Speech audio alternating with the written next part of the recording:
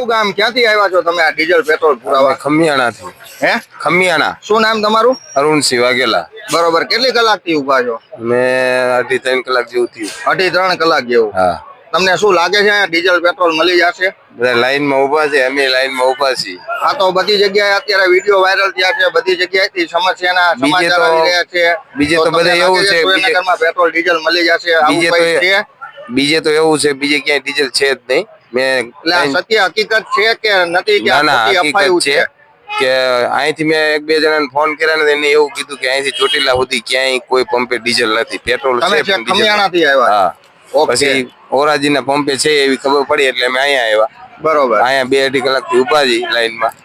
વારો આવી જાય તો. હજી વારો આવ્યો નથી? ના, હજી વારો આવ્યો નથી. ગામડા વાળા ઘણા બધા માણસો આવ્યા. હજી આગળ આ જો 5-7 બેરલ છે એ બધું ભરાય પછી મારો વારો આવશે. બરોબર. હા. ઓકે. જન સ્વરાજ ગ્રુપ સુરેન્દ્રનગર.